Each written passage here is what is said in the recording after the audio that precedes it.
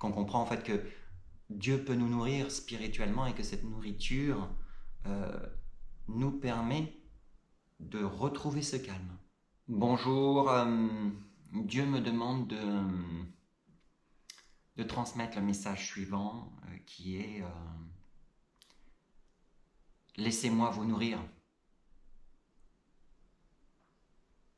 Voilà, ça, c'est un message qui fait suite à son message antérieur qui était que l'homme s'appropriait,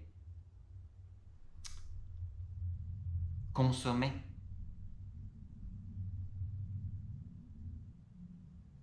que l'homme prenait par lui-même parce qu'il avait faim.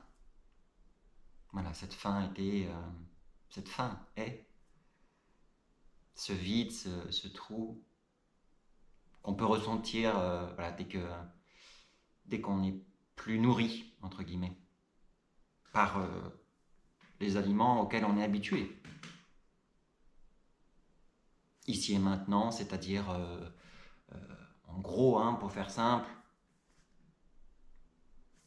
l'argent, le couple, le sexe, l'épanouissement, suivant toutes les modalités qui existent ici et maintenant dans la réalité dans laquelle on vit. Voilà, dès qu'on n'est plus nourri par ça, on a tout de suite ce manque et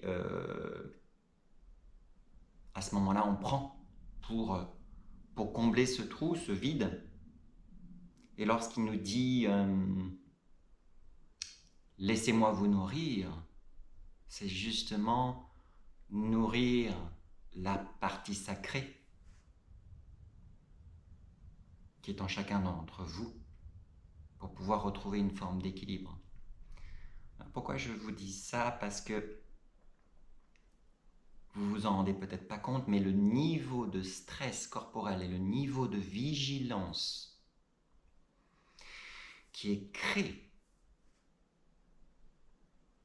par cette faim est inimaginable. C'est incommensurable. Ça a pris de telles proportions que c'est devenu inaperçu, que c'est la normalité.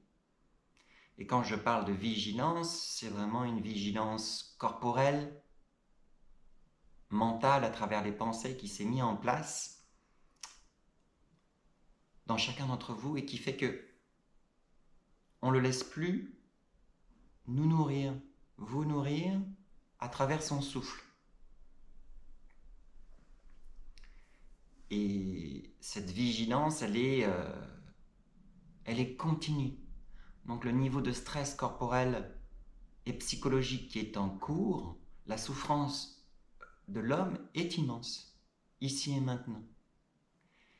Et le laisser nourrir à nouveau, c'est-à-dire nourrir notre partie sacrée, sentir qu'il est là, à travers son souffle, ça permet de faire tout d'un coup disparaître cette vigilance. Corporellement, on le sent à travers tout simplement la respiration par le ventre. Voilà,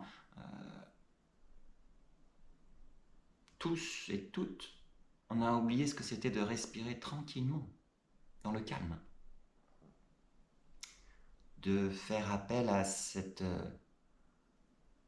sagesse corporelle qui n'est autre que la sagesse de Dieu, c'est-à-dire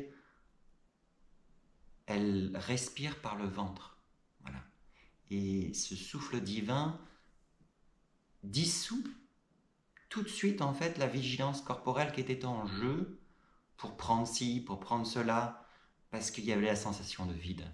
Ou la peur qu'un vide se présente, dans la prévoyance.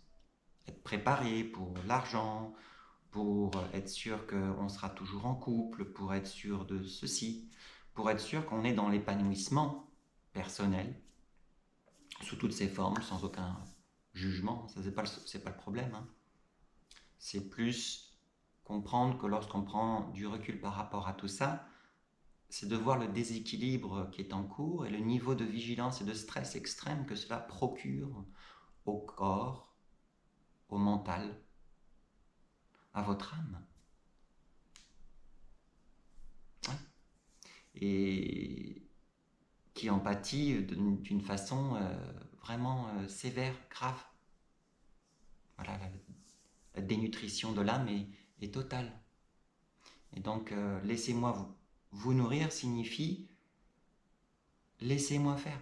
De lâcher prise lorsqu'on passe de cette vigilance corporelle à une relaxation par tout d'un coup la respiration ventrale, parce qu'on le laisse faire, c'est qu'on donne plus d'importance à toutes ces pensées, à toute cette vigilance, à toute cette faim. Et qu'on comprend en fait que Dieu peut nous nourrir spirituellement et que cette nourriture nous permet de retrouver ce calme, de ne pas agir par rapport à cette faim,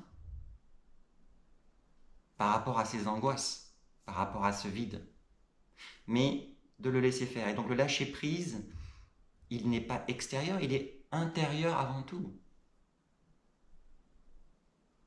C'est laisser Dieu respirer pour nous. Et à ce moment-là, on le laisse faire. Et donc tout ce qu'on a toujours mis en place pour combler ce vide disparaît. Ça n'y est plus. On revient à la respiration qu'on a toujours connue.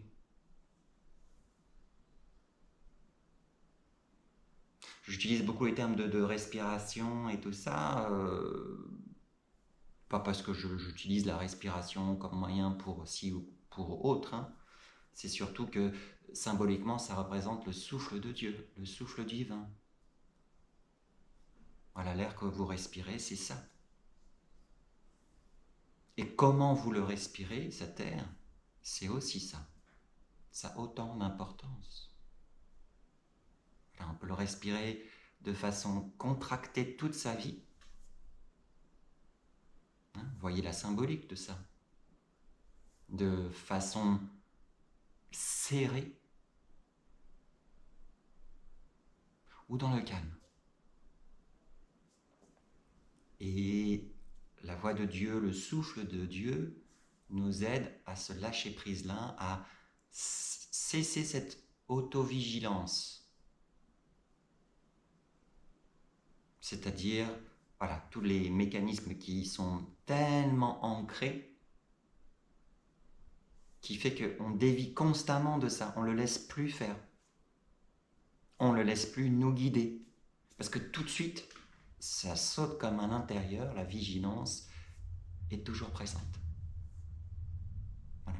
Alors je vous invite à essayer d'évaluer, de voir en vous-même ce niveau de vigilance. Et de vous poser les questions, voilà. Et si je le laissais faire? Et si je le laissais nourrir à nouveau cette partie sacrée qui est en moi, qu'est-ce qui va se passer? Quels sont les risques vus à travers le prisme de la périphérie? Ça c'est un peu l'ego qui parle. Quels sont les risques? Mais surtout, qu'est-ce que ça va vous apporter? Qu'est-ce que vous allez en fait gagner, entre guillemets, s'il est question de perdre ou de gagner, mais c'est surtout qu'est-ce que ça va entraîner comme bienfait pour votre santé, qu'elle soit physique, mentale, et de toutes les autres sphères qui sont touchées, y compris la sphère inconsciente et émotionnelle. Voilà. Le laisser faire et être guidé par Dieu, c'est faire taire enfin l'homme de loi qui est à l'intérieur, qui sert, qui produit cette vigilance, de vous à vous. Et donc ce souffle, la voix de Dieu, permet au contraire de faire stopper cette vigilance pour pouvoir entrer dans le calme, dans un endroit, un espace qui n'est pas touché par ça. Et à ce moment-là, on peut agir nouvellement et produire quelque chose de nouveau. Voilà, ça me semblait important d'expliquer un peu son message, le contexte du message, et j'aimerais que vous le gardiez bien en vous. Voilà. Laissez-moi vous nourrir. Merci.